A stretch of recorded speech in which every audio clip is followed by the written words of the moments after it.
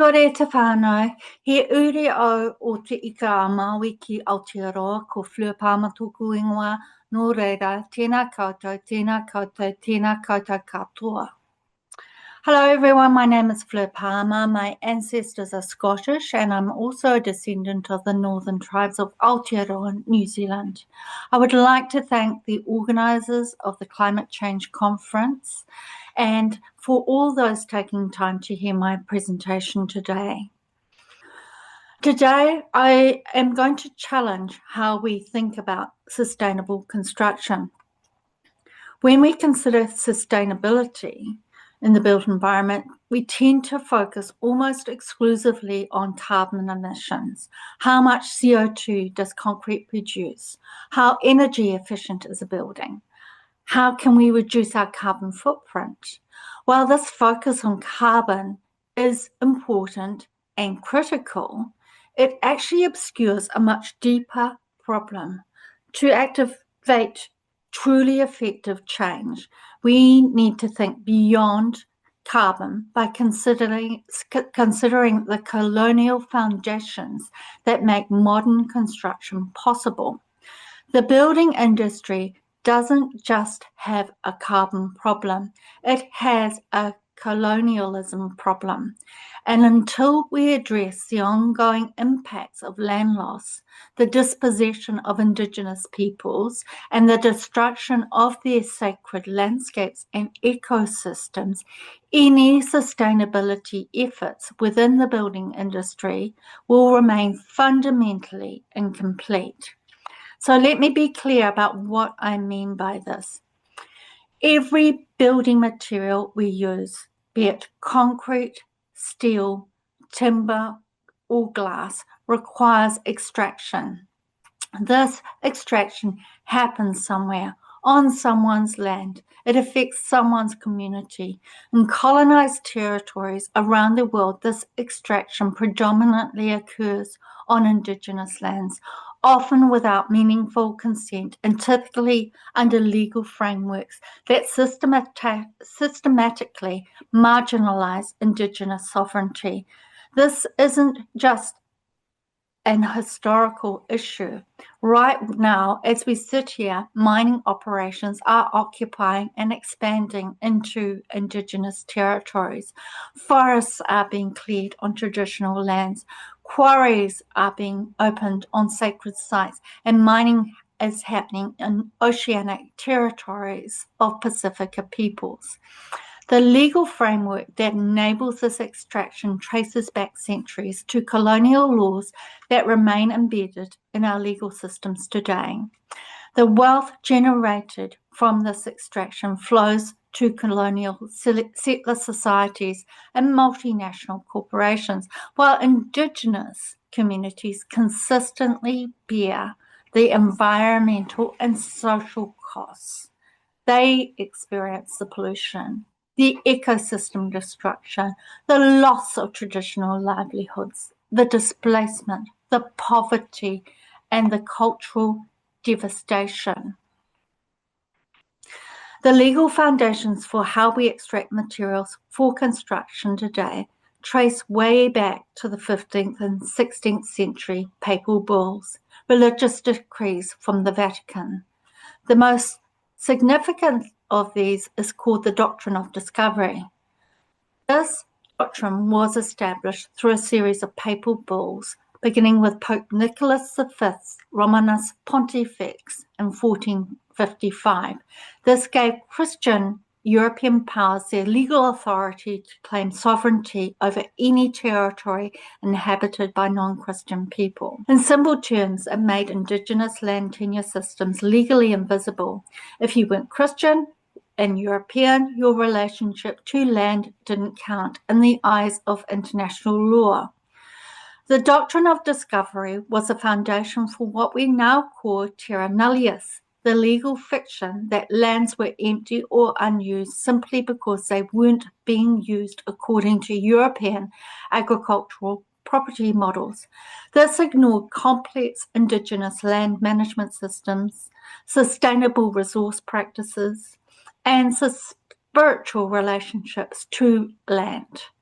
Now, you might say this happened 500 years ago. Surely this doesn't matter today. But here's the crucial point. This doctrine isn't ancient history. It is deeply embedded in contemporary international and domestic legal systems around the world.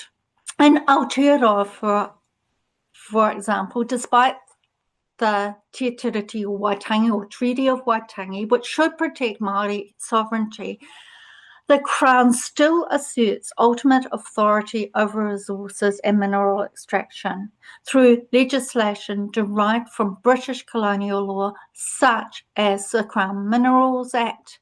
And when push comes to shove, Maori sovereignty is consistently treated as subordinate to state power when it comes to land use and resource extraction. This legal framework is how mining permits continue to get approved in unceded territories today. It is how logging operations get authorised. It is how quarrying licenses are granted. It is how the materials that build our cities and towns are legally extracted through a system that fundamentally does not recognise Indigenous peoples' inherent rights to their traditional territories. Concrete, the most widely used building material in the world, requires massive quantities of sand, gravel, limestone, and clay. Sand extraction is now so intensive that it is creating ecological issues worldwide. Sand mining in riverbeds and coastal areas is destroying ecosystems, with many operations occurring on traditional territories without adequate consultation or consent with communities who are most affected. Similarly, steel production requires iron ore and coal. The world's largest iron ore mines operate on traditional Indigenous lands. While some mining companies now have agreements with traditional owners, these agreements are often negotiated under frameworks that don't fully recognise Indigenous sovereignty. The pattern of extraction is always consistent: extraction on Indigenous lands under colonial legal frameworks, leading to environmental and social costs which are borne by Indigenous communities, while the economic benefits from these processes flow elsewhere. Meanwhile, global supply chains obscure these impacts from the end users, the architects, the contractors, and building owners, who remain largely unaware of the social and environmental costs embedded in their material choices.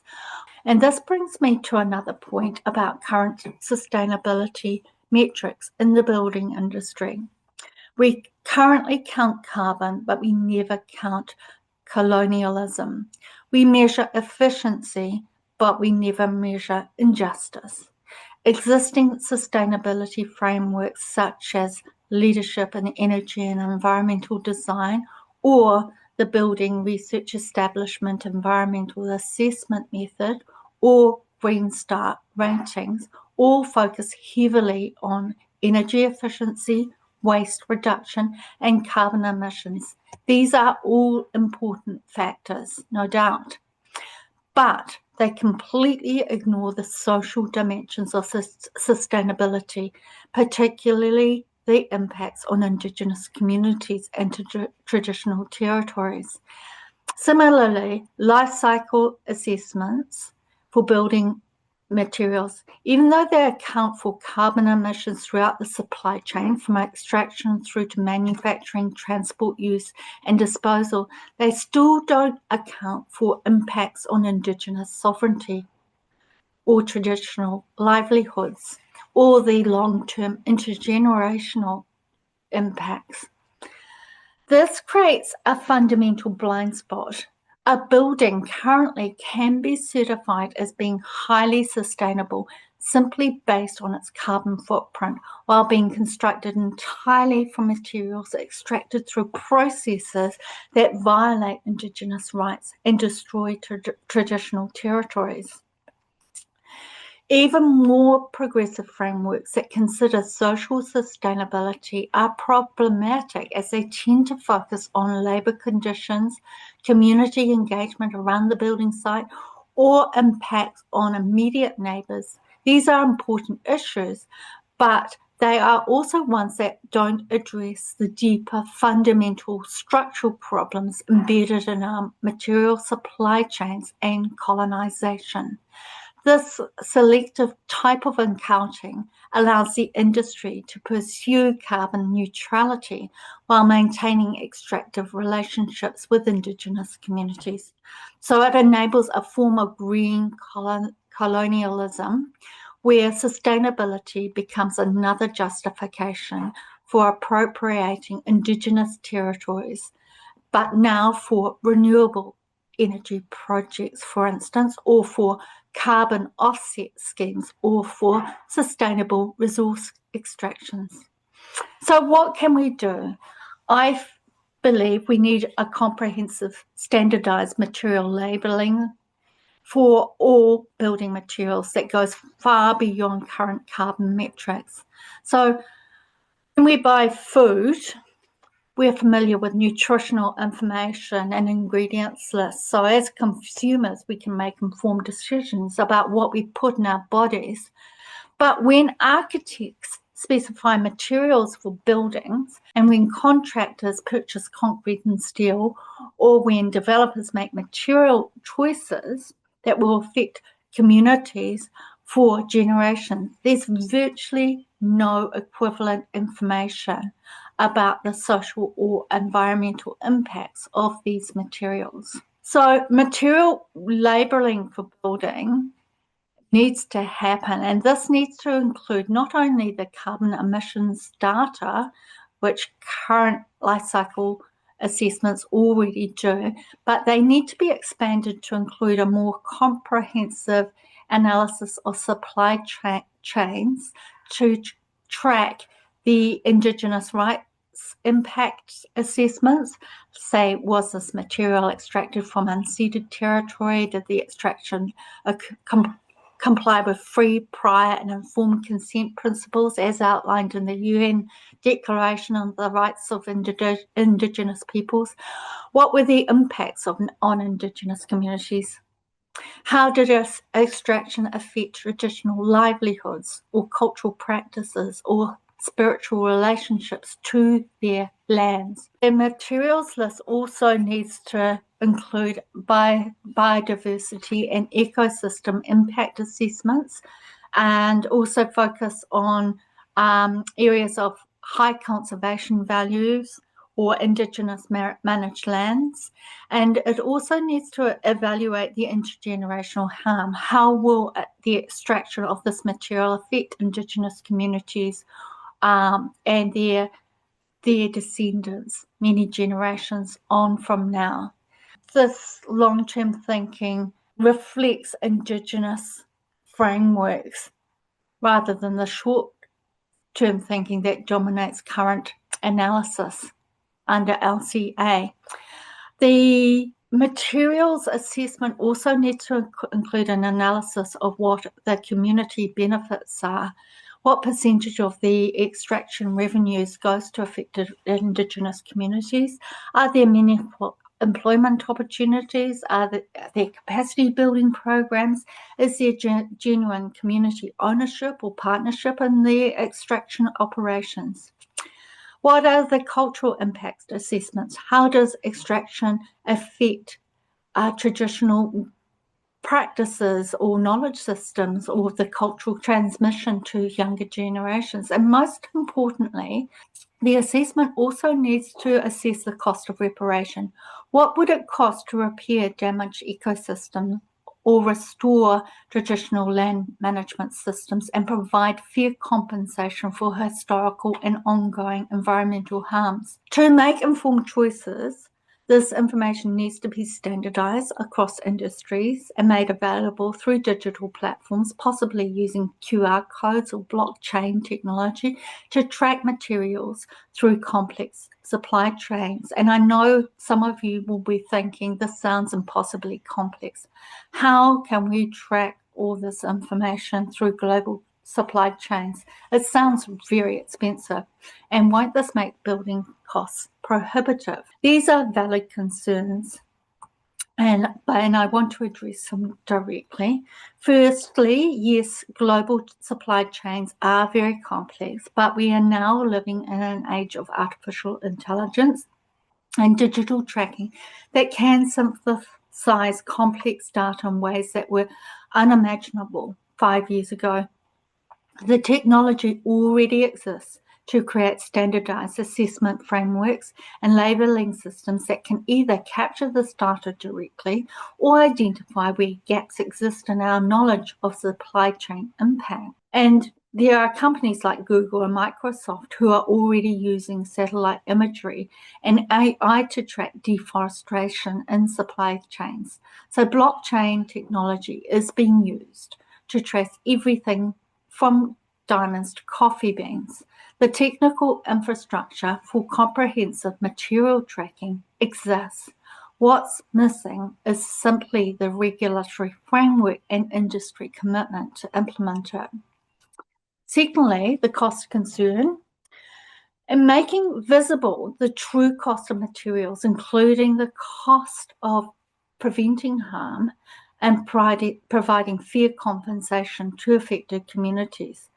This won't make materials more expensive so much as reveal what they actually cost when we account for justice and sustainability. Currently, the building industry operates on a model of externalized cost.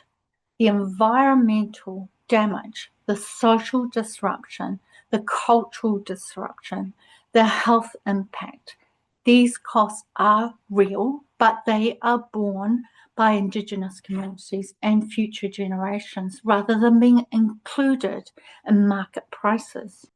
So this raises a fundamental question. Can we continue to build an economy on the foundation of unpaid harm to Indigenous peoples and ecosystem? At some point, these costs will manifest anyway through climate change impacts, through social instability, through legal challenges, and environmental collapse, and the need for very expensive remediation efforts that future generations will have to pay for. By including these costs upfront, we are not creating new expenses, we are merely revealing existing ones and ensuring that they are being borne by those who benefit from extraction rather than those who suffer from it. Moreover, this approach could drive innovation towards less harmful extractive building methods, like using local materials and promoting circular economy approaches that could be more cost-effective and environmentally sustainable. Ultimately, this isn't just about labelling, it's about recognising Indigenous resource sovereignty, supporting community control over traditional territories, and ensuring that Indigenous communities benefit from any extraction that occurs on their lands. This means moving beyond consultation towards genuine consent, and it means recognising Indigenous legal systems alongside colonial law grounded by ethical practices. It means supporting Indigenous-led conservation and land management, and it means ensuring that Indigenous communities have a real capacity and resources to engage as equal partners in decisions about their territories. Environmental sustainability of resource extraction and Indigenous rights aren't separate issues. They are inseparable. The same colonial structures driving climate change and ecological destruction rely on maintaining Indigenous dispossession. We cannot solve one without addressing the other. The building industry is both a user of land for development and a massive consumer of extractive materials, has both the moral responsibility and the economic opportunity to support non-exploitive practices through informed decision-making that prioritizes preventing ongoing harm to ensure the rights of Indigenous peoples are protected. Moving forward, This requires recognizing that every building material has a story, not just an environmental impact, but a social impact involving real communities, real relationships to land, and real consequences for Indigenous peoples who have been forced to bear the intergenerational costs of resource extraction. The question is, are we brave enough to tell the whole story? Are we ready to build a future that truly honours both environmental health and social justice to ensure future generations aren't further compromised by our decisions? Kia ora, thank you.